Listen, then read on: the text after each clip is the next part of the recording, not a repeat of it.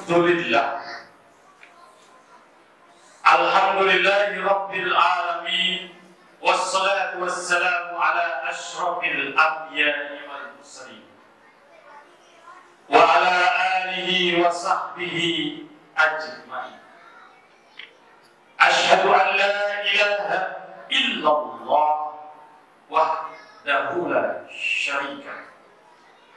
Wa ashhadu anna sayyidana wa nabiyyana Muhammadan abduhu wa rasuluh.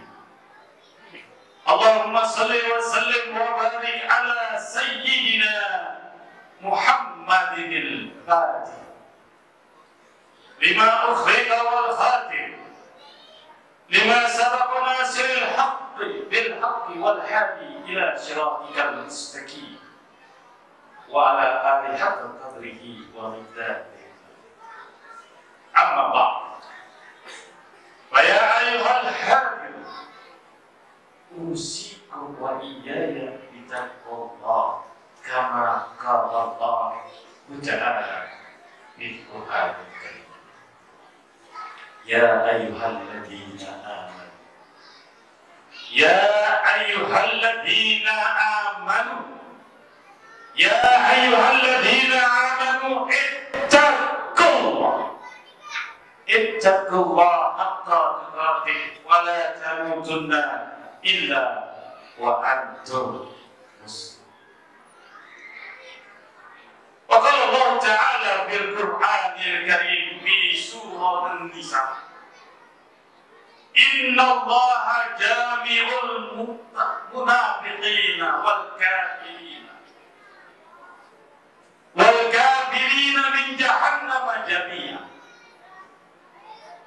Wa qala Allah Ta'ala fil Qur'anil Karim Subhanalladzi asra bi 'abdihi laylan minal masjidil haram ilal masjidil aqsa alladzi barakna hawlahu linuriyahu min ayatina innahu was-sami'ul 'alim.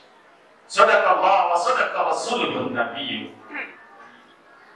Alhamdulillahi rabbil alamin. Hadirin jamaah salat Jumat tamunya Allah, semoga Allah meridhai amal kita. Puji syukur mari kita haturkan kepada Ilahi Rabbi Allah Subhanahu wa Ta'ala, Zat yang telah memberikan kita kenikmatan, Zat yang telah memberikan kita kesehatan, Zat yang memberikan kita keberkahan umur, sehingga kenikmatan-kenikmatan yang Allah berikan kepada kita bersyukur pada hari ini, bulan ini, di Sayyidil Ayyam ini kita masih dapat memenuhi undangan Allah Subhanahu wa Ta'ala, yaitu salat Jumat bersama-sama. Seraya kita mohon kepada Allah, mudah-mudahan salat Jumat yang kita lakukan pada hari ini kiranya membawa maghfirah kita kepada Allah Subhanahu wa Ta'ala dan dapat meningkatkan amal ibadah kita sampai akhir hayat kita. Amin ya rabbal alamin. Salawat dan salam senantiasa kita sampaikan pada pemimpin Islam, akhirul anbiya'i wal mursalin, Nabi Muhammad sallallahu alaihi wasallam, dan para keluarganya serta para sahabatnya. Insya Allah kita sebagai pengikutnya yang menjalankan syariat serta sunnah-sunnahnya, kita mohon kepada Rasulullah agar kita mendapat syafaatnya di yaumil akhir nanti. Amin ya rabbal alamin. Hadirin jamaah salat Jumat yang tak terasa kita sudah memasuki tahun yang sangat bersejarah, di mana Allah Subhanahu wa Ta'ala memanggil secara khusus tanpa perantara. Diutuslah seekor burung untuk dikendarai oleh Rasulullah Sallallahu Alaihi Wasallam guna diundang oleh Allah Subhanahu wa Ta'ala hanya satu tujuan, yaitu menjemput sholat. Jamaah salat Jumat yang dimuliakan oleh Allah Subhanahu wa Ta'ala. Terkadang kita sangat jijik melihat orang yang melakukan suatu perzinahan. Terkadang kita sangat mencemoohkan orang yang melakukan pembunuhan. Kita hina kedua perbuatan tersebut, baik itu perbuatan berzina maupun perbuatan membunuh. manusia. Hal ini dilukiskan oleh kisah Nabiullah Musa alaihissalam. Tatkala Nabiullah Musa alaihissalam didatangi oleh seorang wanita cantik untuk memohon kepada Allah taubatnya, untuk meminta kepada Nabiullah Musa alaihissalam agar dia didoakan kepada Allah, agar perilaku-perilaku, perbuatan-perbuatan yang hina dia lakukan diampuni oleh Allah Subhanahu wa Ta'ala. Datanglah wanita cantik itu.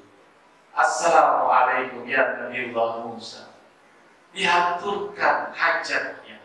Tatkala Nabiullah Musa mendengarkan hajatnya, kemudian Nabi Musa alaihissalam berkata, apa sih dosa yang kamu lakukan sampai aku menjadi perantara untuk berdoa kepada Allah Subhanahu wa Ta'ala? Jamaah sholat Jumat yang dimuliakan. Singkat cerita, wanita cantik itu berkata, ya Musa, ya Nabiullah Musa, aku ini adalah seorang wanita yang berzina. Setelah aku hamil, bayinya aku bunuh. Jadi dua dosa antara zina dan bunuh, sehingga aku sangat sekali menyesal akan perbuatan. Mendengar kalimat perbuatan maksiat, perbuatan ingkar, perbuatan yang zalim, membunuh bayi yang tidak berdosa. Nabiullah Musa alaihissalam marah luar biasa. Diusir wanita tersebut. Tatkala wanita sampai, singkat cerita, wanita tersebut sampai di luar pintu, datanglah malaikat Jibril alaihissalam. Ya Musa, tahukah kamu dosa wanita itu berzina, membunuh, ada suatu perbuatan yang 1000 kali luar biasa besarnya daripada dosa berzina dan membunuh. Kaget luar biasa Nabi Musa.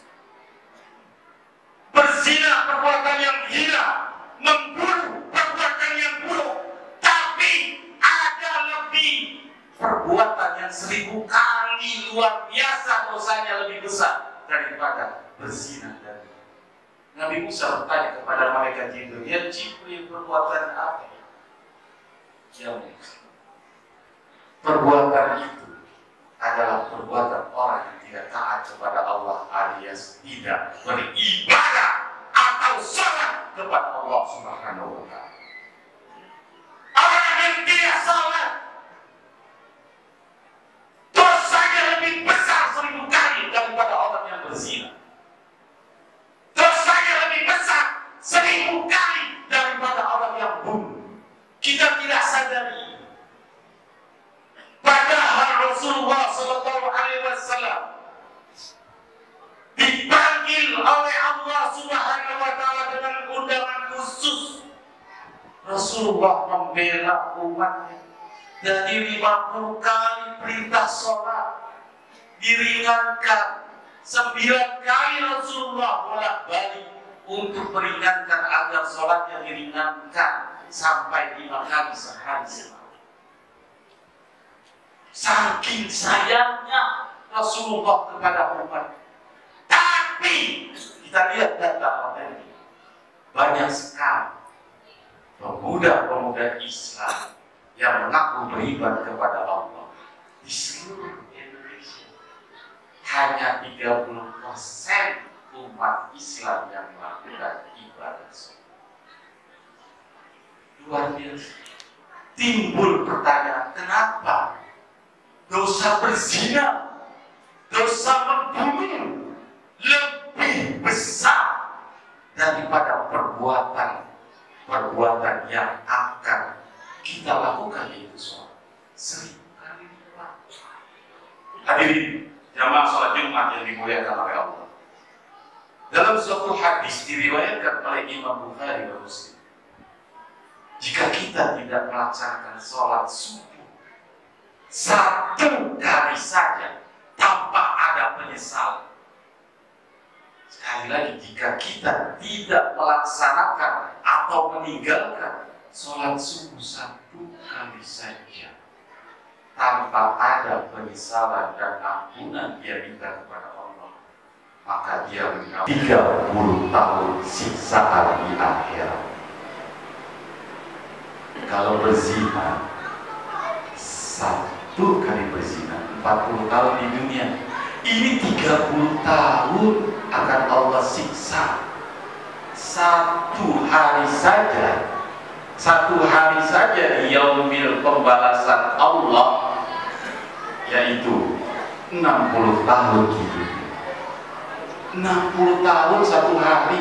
Ini kita mau disiksa oleh Allah gara-gara nggak melaksanakan sholat subuh 1 kali saja kita melanggar perintah Allah.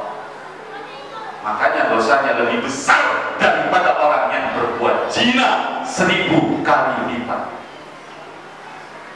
Kalau berzina dia minta taubat kepada Allah, ya Allah ampunilah dosaku, aku tidak akan berbuat zina lagi. Insya Allah dengan taubatan nasuha Allah akan ampuni. Ini kita nggak sadar. Dari akhir balik kita tinggalkan berapa kali subuh tanpa kita minta ampun kepada Allah. Itu baru sholat subuh. Yang kedua, dalam hadis, barang siapa yang meninggalkan 1 kali saja sholat zuhur tanpa penyesalan, maka dia akan mendapat hukuman 1000 kali 1000 dia membunuh orang muslim. Bayangkan 1 pembunuhan yang dilakukan seorang wanita yang mengadu kepada Nabiullah Musa alaihissalam. Nabiullah Musa alaihissalam saja marah. Ini ada umat Rasulullah yang Rasulullah bela di arasnya Allah waktu Isra wal Mi'raj. 1 kali saja dia tidak melaksanakan sholat subuh, maka hukumannya 1000 seperti orang yang membunuh 1000 orang muslim. Apakah kita tidak berpikir kita lebih hina daripada orang yang berzina? Kalau seandainya kita tidak melaksanakan sholat 1 kali. Yang ketiga, apabila kita melanggar perintah Allah, meninggalkan sholat asar tanpa penyesalan, tanpa dia minta ampun kepada Allah, seperti dia meruntuhkan Ka'bah di Masjidil Haram.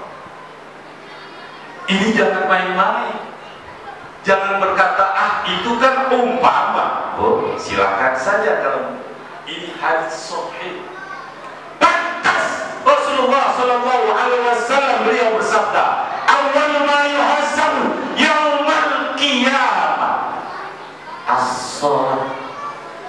Pertama kali kamu dipertanggungjawabkan, ditanya oleh Allah Subhanahu Wa Taala, bukan pangkatmu, bukan hartamu, bukan anak-anak dan keturunanmu, tapi sholat.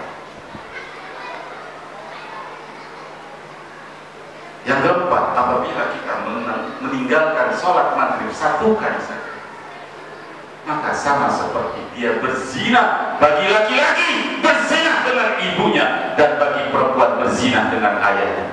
Pantas malaikat berkata, lebih hina dosanya, lebih besar 1000 kali daripada orang dosa yang berzina yang Nabiullah Musa alaihissalam. Sholat Isya, kalau kita meninggalkan sholat Isya, maka hukumannya Allah Subhanahu Wa Taala tidak akan redha, dia tinggal di bumi. Jemaah sholat Jumat yang dimuliakan oleh Allah, orang yang sholat saja, orang yang sholat, orang munafik yang sholat, Allah akan balas, wawailul lil musallin. Celaka orang yang sholat. Siapa? Yang orang munafik. Bagaimana? Sholatnya ria. Allah masukkan ke dalam neraka wel. Itu orang munafik yang sholat. Dia sholat, tapi tetap Allah masukkan dalam neraka wel karena sholatnya dia. Apalagi kita yang tidak sholat. Pantas Allah Subhanahu Wa Taala menurunkan azab yang luar biasa dan tidak henti-hentinya di muka bumi Indonesia ini. Belum habis bencana alam, baik itu pesat kawat jatuh, gunung meletus, banjir, COVID, apalagi nanti karena apa? Banyak umat Islam yang lalai akan perintah Allah. Hadirin jamaah sholat Jumat yang dimuliakan oleh Allah. Mari dalam rangka Isra wal Mi'raj, perjalanan Rasulullah bukan dibesar-besarkan oleh manusia. Perjalanan Rasulullah bukan diagung-agungkan oleh manusia. Perjalanan Rasulullah dibesarkan dan diagungkan oleh Allah yang Maha Besar dan Allah yang Maha. Nas ayat subhanalladzi asra. Allah langsung mencapkan sifat yang Maha Suci, Maha Besar, Maha Suci Allah yang telah memperjalankan. Bukan Rasulullah mau jalan, bukan Rasulullah mau berangkat, tapi dia diberangkatkan. Siapa yang punya berangkat? Allah yang Maha Suci. Jemaah sholat Jumat yang dimuliakan Allah. Pantas Rasulullah bersedih waktu Isra wal Mi'raj. Tatkala Rasulullah sallallahu alaihi wasallam berjalan diperlihatkan oleh malaikat Jibril, ya Rasulullah, ini adalah neraka, ini adalah surga, dan ini adalah jembatan Shiratal Mustaqim. Tiba-tiba Rasulullah menengok ke kiri. Pada saat Rasulullah menengok ke kiri, ada sebuah papan tulis yang terpampang di pintu saat kita berjalan di jembatan Shiratal Mustaqim. Bertanya Rasulullah kepada malaikat, ya Jibril, untuk apa papan tulis itu?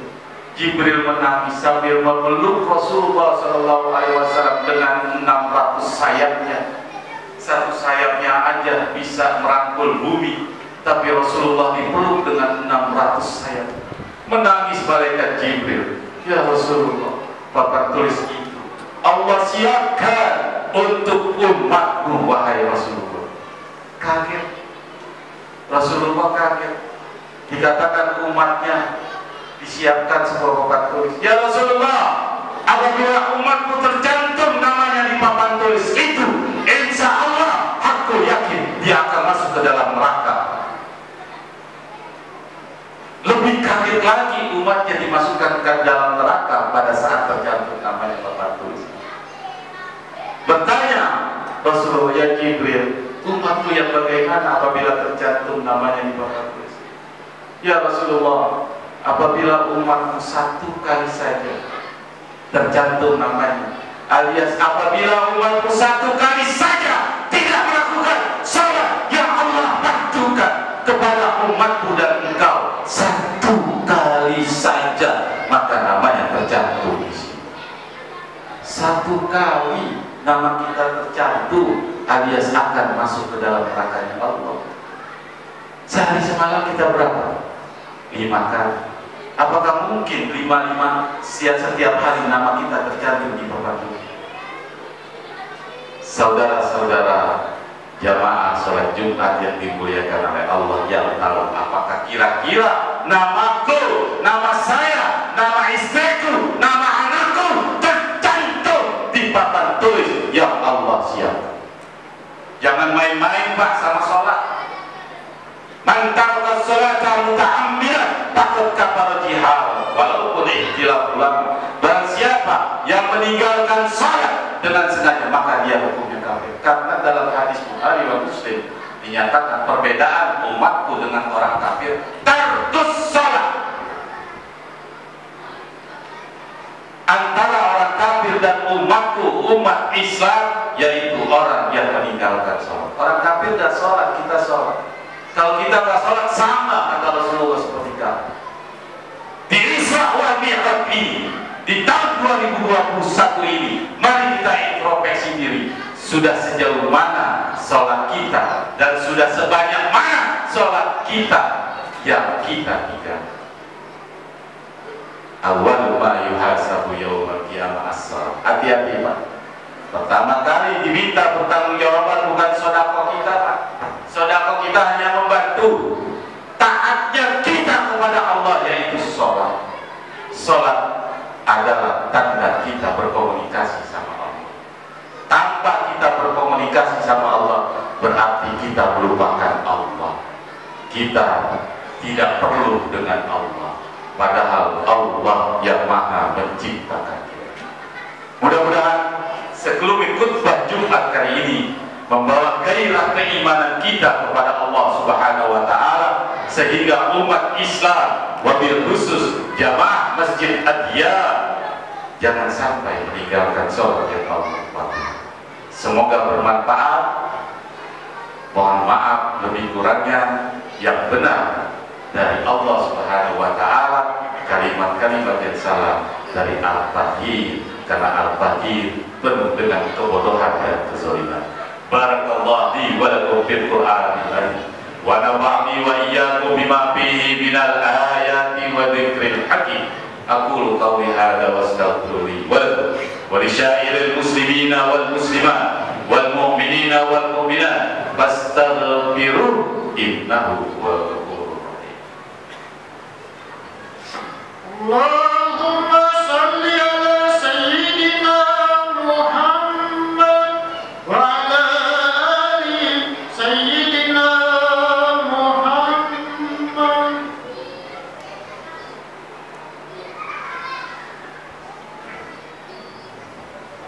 Alhamdulillah, alhamdulillahi hamdan katsiran kama amar. Asyhadu an la ilaha illallah irqaman liman jahadi bihi wa kafar. Wa asyhadu anna sayyidana wa nabiyyana Muhammadan abduhu wa rasuluh. Allahumma salli wa sallim wa barik ala sayyidina Muhammad wa ala alihi wa sahbihi ajma'in, amma ba'd. Fa ya ayyuhal hadirun usikum wa iyaya bitaqwallah kama qala Allah ta'ala bil Qur'anil karim. Ittaqullah haqqa tuqatih wa la tamutunna illa wa antum. Amartum bada'a bihi bi nafsi wa sanna bi malaikati sabbihati bi qudus. Faqala ta'ala mukhbiran alim.